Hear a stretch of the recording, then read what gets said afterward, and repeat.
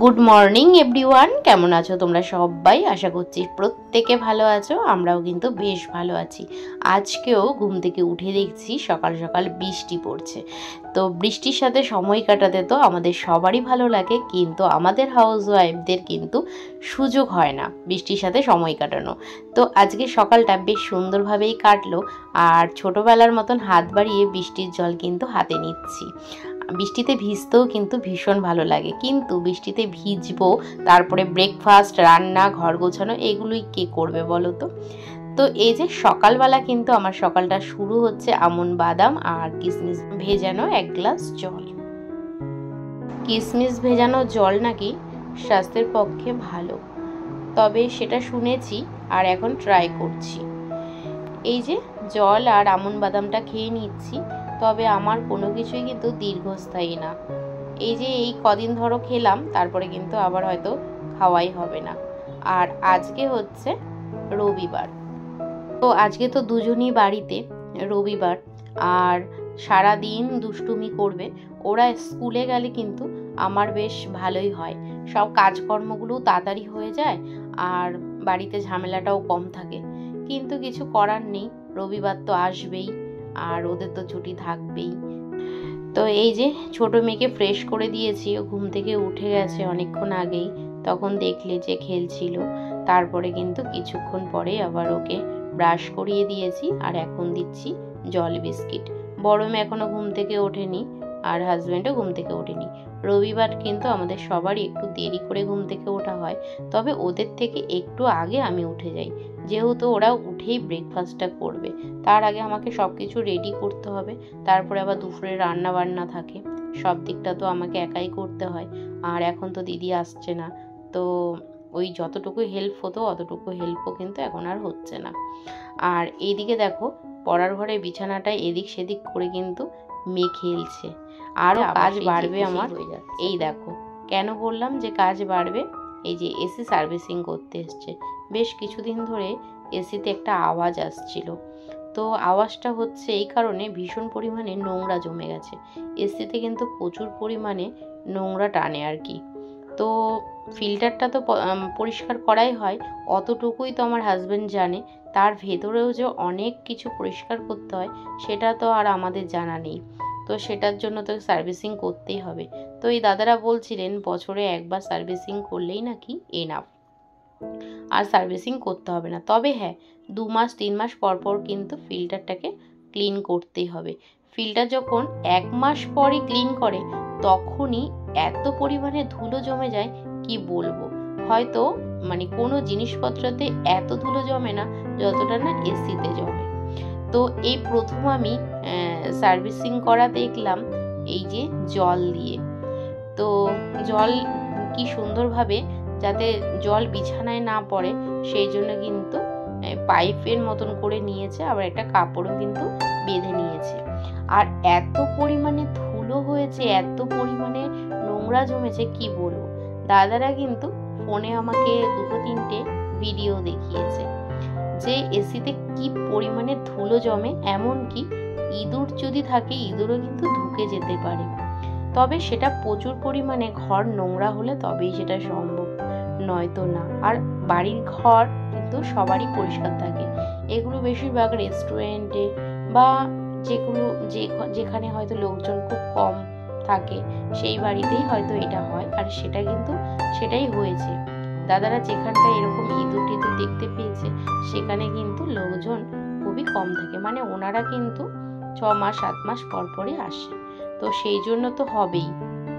আমরা 2 দিন 3 দিন বাড়ি ঘরে না থাকলে কি অবস্থা হতে পারে, আর সেখানে 6 মাস যদি কারোর বাড়িতে লোকজন না থাকে তাহলে তার পরিণতি কি হতে পারে। তো আমি তো ঘর সব কিছু ক্লিন করে নিয়েছিলাম, তারপরে কিন্তু দাদারা এসছেন, এখন কিন্তু দুপুর 1টা বাজে। তো আবার কিন্তু আমাকে ক্লিন করতে হবে। তো প্রচুর ধুলো বিছানায় পড়েছে, যতটা পেরেছি ঢেকে রেখেছি, আর বাকিটুকু যতটুকু ধুলো পড়েছে অতটুকু আমাকে ক্লিন করে নিতে হবে। তো এটা আরেক দাদা ক্লিন করে নিয়ে এসেছে ছাদের থেকে। তো ধুলো তো প্রচুর ছিল, আর এখন কিন্তু পরিষ্কার হয়েছে। দাদাদের কাজ কিন্তু ভীষণই ভালো, সুন্দর করে সার্ভিসিং করছে। আর সার্ভিসিং করার পরে এত পরিমাণে মানে ঠান্ডা বেড়ে গেছে কি বলবো। 24-এ চালালেও যেন বেশিক্ষণ আর চালাতে পারছি না, এত ঠান্ডা। আর আমাদের তো এসি হচ্ছে 2 টন, তো এটা কিন্তু খুব তাড়াতাড়ি ঘরটাকে ঠান্ডা করে ফেলে। এসিতে তো ঘর ঠান্ডা হয়, কিন্তু 1.5 টনে যতটুকু হয় তার থেকে কিন্তু 2 টনে বেশি ঠান্ডা হয়। তো এই আর কি। তো চলো দাদারা কাজ করুক, তোমরা দেখতে থাকো।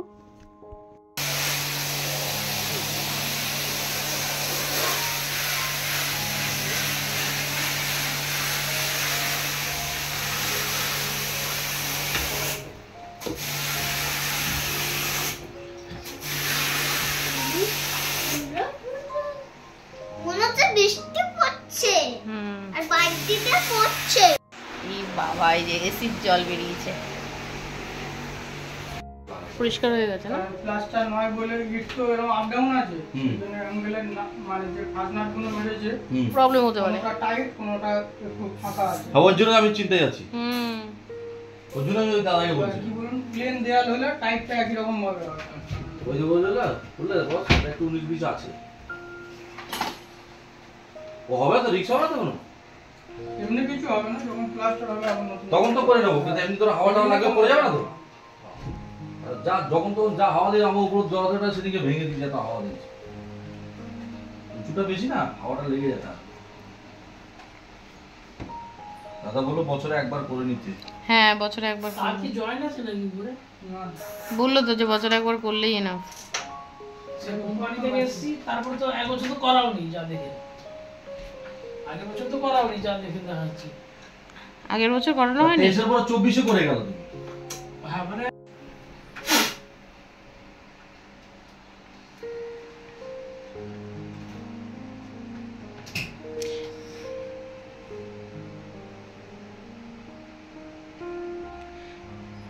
কাজটাকে ধরে রাখতে গেলে যে কোনো কাজ সুন্দরভাবে না করলে বা তাহলে কেউ ডাকবে?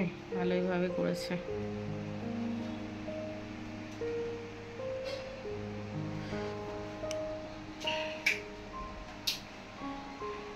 এটাও তো প্রচুর ময়লা হয়ে গেছিল।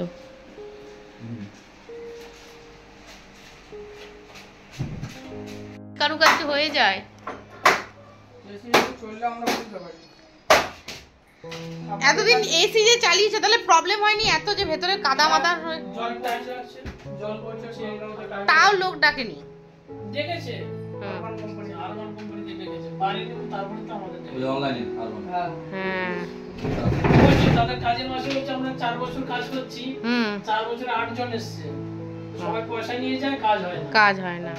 তারপর তো লাস্টে তো আমাদের দেখেছে, তারপর এটা থেকে না পার্সোনাল জানি থেকে থাকলে আরো বেশি করে। আর সেগুলো তো আলাদা কোম্পানির এসি, মানে ভোল্টাসের, গোদরেজের। এখান থেকে আপনার এখান থেকে যাবো এখন একটা হিটাচিপের দেখতে। 5 বছর ধরে আমি কাজ করছি ওনার বাড়িতে।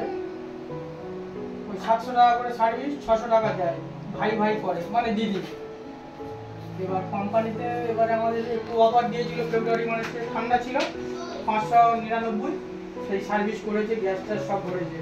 এখন এপ্রিল মাসে গ্যাস কত বছর পর করতে হয় গো? যখন ঠান্ডা হবে না বলে দেবো, ঠান্ডা কমে গেলে সে আপনি নিজে বুঝতে পারবেন যে আমার গ্যাস। ও ঘরটা মানে একদম ঠান্ডা হবেই না। এখন যাবো, আমি বলছি কোম্পানি থেকে করেছেন, কোম্পানি সেই ছেলেকে ডাকুন, বলছে না এপ্রিল মাসে 7 বিল পাঠিয়েছে। এসির ভেতরে কত গল্প না, অনেক গল্প আছে। তো চিন্তা করে কি দেবো তো শিখছে, দেবোকে নিয়ে যাও। ওরে বাবা, তাহলে হয়েছে, তাহলে হয়েছে। আমার 50,000 টাকার এসি করে দেবে 5,000। নতুন এসিও এত পরিষ্কার ছিল না একদম। ফেব্রুয়ারি মাসের 4 তারিখে করেছে। দেখুন, যে ভালো কাজ করে তাকেই তো বারবার ডাকা হয়, তাকেই তো বোঝায়। প্রথম হ্যাঁ, হিতাজি থেকে যখন এসেছিলেন তখন তো ভালো লেগেছিল বলে তো পার্সোনাল ভাবে ডাকা হলো।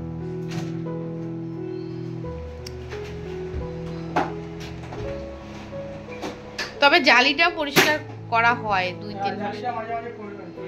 জালিটা করা হয়, যেটা পারে সেটা করা হয়। করলে অনেকটা এসি ভালো।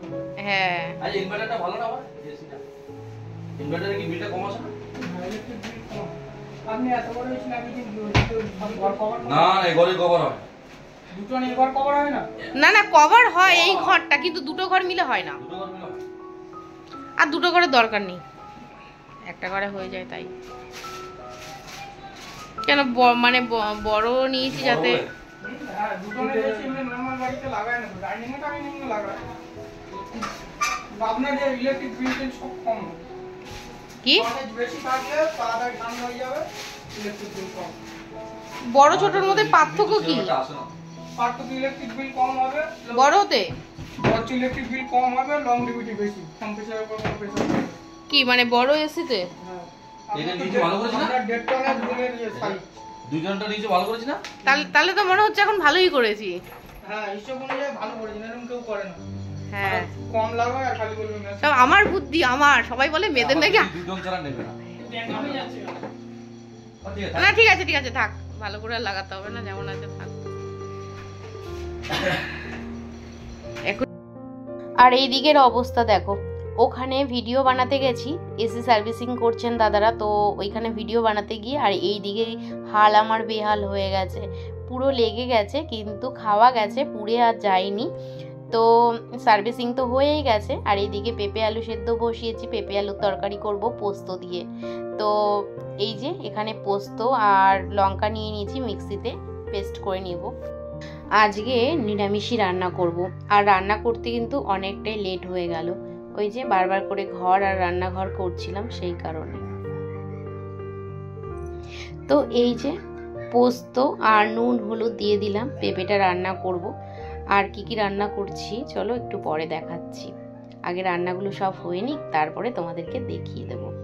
পোস্ত তো দিয়ে বেশিক্ষণ ভাজতে নেই, তো একটু নাড়াচাড়া করে ওই যে সেদ্ধ করা পেঁপেটা দিয়ে দিলাম। আর এই পেঁপে আলুর তরকারি এরকমভাবে পোস্ত দিয়ে করলে কিন্তু বেশ খেতে সুন্দর লাগে। আর এমনি শুক্তো করলেও সবাই খায়, কিন্তু শুক্তো তো আর পেঁপে আর আলু দিয়ে হয় না, আর অনেক কিছু দিতে হয়, তো সেই শুক্তোর ব্যাপারটা পুরোটাই আলাদা। আর এটা শুধুমাত্র পেঁপে আর আলু দিয়ে হচ্ছে, শুধু পেঁপে আলু দিয়ে অন্যরকমভাবে তরকারি করলে অতটা বেশি ভালো খায় না আমাদের বাড়ি কেউ, তো সেই জন্য কিন্তু পোস্ত দেওয়া, পোস্ত দিলে কিন্তু খেতে ভালো লাগে। এদিকে ভাত দেখিয়ে দিলাম, আর এদিকে করেছি আমড়া দিয়ে ডাল করেছি, আর এইদিকে করেছি উস্তে আলু ভাজা। বললাম না পুড়ে গেছিল, কিন্তু পুরোটাই পোড়েনি। আর এখানে এই যে পেঁপে আলুর তরকারি, আর এখানে বসিয়েছি পুঁই শাক, আর পুঁই শাক আর কি পুঁই শাকেরই তরকারি, পুঁই শাক আর বলছি। তো এই যে এই তরকারিটা হওয়ার পথে, তো এই তরকারিটা হয়ে গেলেই আমার কিন্তু রান্না বান্না একবেলার মতন কমপ্লিট হলো। একবেলাই বললাম কারণ রাতে কতটুকু থাকে, তারপরে কিন্তু আবার রান্না করতে হতে পারে, আবার নাও হতে পারে, ঠিক নেই। তো দুবেলার আন্দাজ করেই করেছি, থাকলে তো ভালো, আর না থাকলে তো আবার কিছু না কিছু করতে হবে। তো মাছের মাথা ছিল, আগের দিন মাছ এনেছিল, তো সাথে তো মাথাও এনেছিল, তো সেই মাথাটা কিন্তু ভেজে ফ্রিজে রেখে দিয়েছিলাম এই পুঁই শাকের তরকারির মধ্যে দেবো জন্য। মাথা দিয়ে পুঁই শাকের তরকারি খেতে কিন্তু বেশ ভালো লাগে। তো এই যে মাছের মাথাটাও দিয়ে দিলাম, কথা বলতে বলতে পুরো মানে তুতলিয়ে যাচ্ছি। তো এই যে মাথাটা একটুখানি ভেঙেও দিলাম, যাতে করে পুরো তরকারিটাকে কভার করে। মাথা তো বেশি ছিল না, একটাই মাছের মাথা নিয়ে এসেছিলো, আসলে কি হয়েছে একটা পুরো গোটা মাছ নিয়েছিল, তো লেজাটা নেয়নি, মাছের মাঝখানগুলো নিয়েছে, আর মাথাটা নিয়ে এসেছিলো এই পুঁই শাকের তরকারি দিয়ে খাওয়ার জন্য। তো এই যে ঘর কিন্তু আবারও মুছে সুন্দর করে কিন্তু পরিষ্কার করে নিয়েছি, বিছানাপত্রটা কিন্তু আবার পরিষ্কার করে নিয়েছি। আগের দিন মেয়ে ডান্স স্কুলে গেছিলাম, তো সেই জন্য কিন্তু রজনীগন্ধার কয়েকটা স্টিক নিয়ে এসেছি, আর অনেকগুলো স্টিক নেওয়ার ইচ্ছে ছিল, কিন্তু ফুলদানির মুখটা কিন্তু ছোট, তো সেই কারণে কিন্তু 3টে স্টিক নিয়েছি। আর ওই যে এই যে রাধাকৃষ্ণ ঠাকুরটা দেখালাম, এই ঠাকুরটা কিন্তু ঘোরাফেরা করে, আর সেই ঘোড়াই হচ্ছে আমার ছোটো মেয়ে, একবার এখানে একবার ওখানে একবার সেখানে। তো আপাতত এখানে এনে রেখেছি, জানি না ওটাকে নিয়ে আবার কোথায় সরাবে। তো এত ধুলো হয়েছিল কি বলবো, বললাম না সব এসির সব ধুলো একবার ক্লিন করেছি, তারপরে কিন্তু আবার ফিনাইল টিনাইল দিয়ে সুন্দর করে মুছে নিয়েছি। দুবার করে আজকে আমার ঘর মোছা হলো, ভালোই হলো, বেশি চকচক হয়ে গেল। আর এই পড়ার জায়গাটা কিন্তু অনেকক্ষণ আগেই গুছিয়েছিলাম, আবার দুজন মিলে পড়তে বসেছে আর আবার ছড়িয়ে দিয়েছে। তো বলছি যে তোরা গোছাবি তো? বলছে হ্যাঁ গোছাবো। ছোটো মেয়ে স্নান হয়ে গেছে, বড় মেয়ে এখনও স্নান করতে যায়নি। রবিবারটা ওরা হেলতে দোলতেই চলে, বেশিরভাগ বড়জন হেলতে দুলতেই চলে। এই স্নান করছি, এই করব, টাইমের মধ্যে কোনো কাজই হয় না। আর আজকে যেহেতু আরও কাজ বাড়িয়ে নিয়েছি, ওই যে সার্ভিসিং দাদাকে ডেকেছি, তো সেই কারণে আরও কাজ বেড়েছে। আর এই যে এটা দেখছো সোফাটার কভারটা কিন্তু ধুয়ে দিয়েছি। কভার বলতে কি, আমি তো বিছানার চাদর পেতে রাখি, তো সেটা কিন্তু ধুয়ে দিয়েছি। আর আজকে তো অমাবস্যা লেগেছে, রবিবার দুপুর 2টো থেকে অমাবস্যা লেগেছে, তো সেই কারণে কিন্তু বিছানাপত্র কিছু ধুইনি। এটা কিন্তু প্রায় 2 সপ্তাহ না হলেও 1 সপ্তাহ তো হয়েই গেছে বিছানার চাদরটা পেতেছি, কিন্তু এখন আর ধুচ্ছি না, যেহেতু শুক্রবার দিন আবার আমাদের সব কিছু ধোয়া কাচা করতে হবে। অমাবস্যাটা যেহেতু মানা হয়, আর আমার মনে হয় সবাই কম বেশি মানে। এখন তো শ্যাম্পু করতে নেই, কাঁচা ধোয়া করতে নেই, তো সেই কারণে আবার বিছানার চাদরটা তুলবো, আবার একটা পাতবো, তারপর অমাবস্যা চলে গেলে আবার আমাকে ওটাই ডবল করে 2টো ধুতে হবে। তো সেই কারণে ভাবলাম যে থাক, অমাবস্যাটা চলে যাক, তারপরে না হয় আবার ক্লিন করে নেবো। আর সামনেই তো রথযাত্রা, তো দেখা যাক এবার রথটা কোথায় কাটাই, এবারই না ও বাড়ি, দেখা যাক। আর আমাদের এখানে তো তেমন কিছু হয় না, আর আমাদের রানাঘাটে কিন্তু বড় করেই রথযাত্রা হয়। বিয়ের আগে অনেকবার গেছি, কিন্তু বিয়ের পরে একবারও যাওয়ার কথা মাথাতেই আসেনি। আমি আমার বরকে জিজ্ঞেস করছিলাম, আচ্ছা কেন যাইনি এত বছর, তো এইবার কিন্তু যাওয়ার ইচ্ছে হয়েছে। দেখা যাক, যদি জগন্নাথ দেব ডাকে তাহলে নিশ্চয়ই পৌঁছাতে পারবো, আর যদি উনি না ডাকেন তাহলে অন্যান্য বারের মতন এইবারও আর যেতে পারবো না। ওইদিকে রান্নাবান্না কমপ্লিট হয়ে গেল, এইবার একটুখানি রেস্ট করছি, গ্যাস ওভেন মুছে নেব, তারপরে স্নান, তারপরে খাওয়া দাওয়া, মানে কাজ একটার পর একটা চলতেই আছে। আর এখানে যেই দেখেছে ক্যামেরা অন করে বসেছি, আর আমার মেয়ে বারবার করে আসছে আর মুখে নানা রকম অঙ্গি ভঙ্গি করছে। বারবার কিন্তু বকা দিচ্ছিলাম যে এটা করিস না, ওটা করিস না, ও কিন্তু ওরকম দুষ্টুমি করেই যাচ্ছে। বুঝতেই পারছো ছোট মানুষ কি আর করবে। আর যেহেতু বাইরে একদমই বেরোনো হয় না, সারা দিন বাড়িতে, প্রত্যেকটা দিন বাড়িতে আর সারা দিনই বাড়িতে, তো সেই কারণে কিন্তু ঘরের ভেতরেই দুষ্টুমিটা করে। সামনে কোনো পার্কও নেই জানো তো, যে নিয়ে যাব। তো এই দেখো পুঁইশাক কিন্তু আমার হয়ে গেছিল, তো ভাবলাম যে একটুখানি ঝোল ঝোল রয়েছে, সেই জন্য কিন্তু আবার গ্যাস ওভেন মানে গ্যাসটা অন করলাম। কাজকর্ম করে স্নান করে এই সবে ঘরে আসলাম, তো ভাবলাম যে তোমাদের সাথে একবার একটু কথা বলে নিই। এখন হচ্ছে মেয়েদেরকে খেতে দেবো। আজকে মানে ভীষণ পরিশ্রম হয়ে গেছে, যা করেছি সব অফ ক্যামেরাই করেছি। তো ওয়াশরুমটাও একটু ক্লিন করলাম হালকা করে, আর যতটা আর কি মাথা তো ঘষতে হয়, আর হালকা করেই ওই ক্লিন করলাম, মানে যে সাবানের শ্যাম্পুর থাকগুলো রয়েছে ওগুলো একটু নোংরা হয়েছিল, তো ওইগুলোই পরিষ্কার করলাম। একদম সন্ধেবেলায় চলে এসেছি, আর ছোটো মেয়েকে দেবো পিডিয়াশর, আর বড় মেয়ে কিন্তু বিস্কিট খেয়েছে। আর এইদিকে দেখো আমি আজকে একটু খাবো মুড়ি, আর অনেক দিন পর কিন্তু মুড়ি খাচ্ছি, তেল ছাড়া পেঁয়াজ ছাড়া, শুধু চানাচুর আর মুড়ি। অনেক দিন পর খেলাম মুড়ি। শুধু খাওয়া ভালো, চানাচুর দিয়ে খাওয়াও ভালো না, কিন্তু এটা ভালো না ওটা ভালো না, তাহলে খাবোটা কি বলো তো? তো একটুখানি চানাচুর দিয়েই খেলাম। আর এই যে পিডিয়াশর খেতে খেতে দাড়ি বানিয়ে নিয়েছে।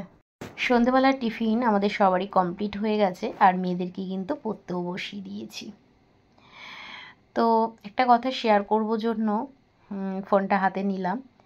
তো প্রত্যেকটা মানুষের জীবনে কিন্তু এমন একজন জীবনসঙ্গিনী প্রয়োজন, যার সাথে কথা বলতে গেলে মেচুরিটি মেনটেন করতে হবে না, নির্দ্বিধায় সব কিছু বলা যাবে, শেয়ার করা যাবে, ছেলে মানুষই করা যাবে। আর অপর দিকের মানুষটা উল্টে বলবে যে তুমি এমনই থেকো।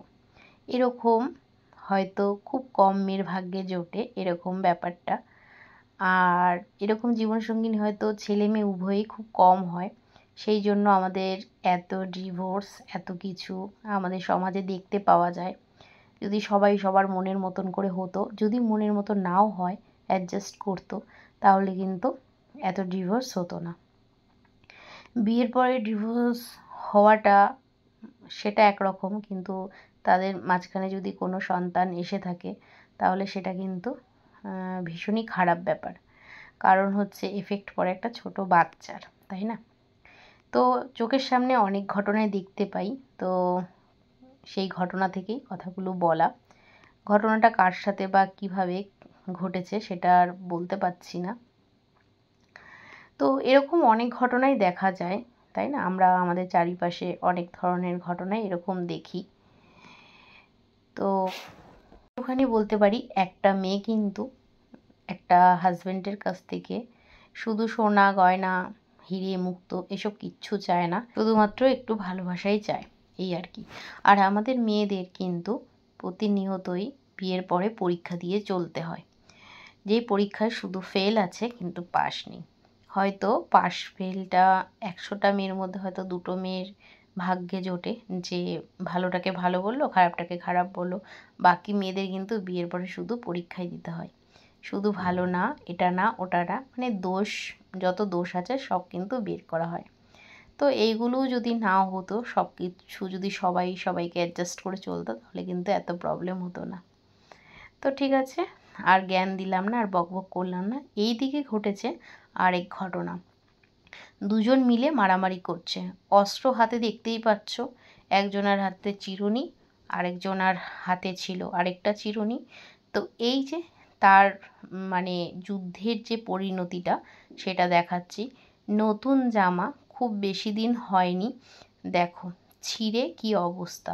মারামারি করে ছিঁড়ে ফেলেছে জামা, আবার কিন্তু হাসাহাসি করছে। তো এই হচ্ছে এদের দুই বোনের অবস্থা। পড়াশোনা, মারামারি সব কিছুই কমপ্লিট হলো।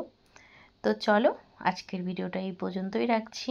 যদি ভিডিও ভালো লাগে তাহলে লাইক, কমেন্ট, শেয়ার, সাবস্ক্রাইব করো, পাশে থেকো। দেখা হচ্ছে নেক্সট ভিডিওতে। টাটা সবাইকে।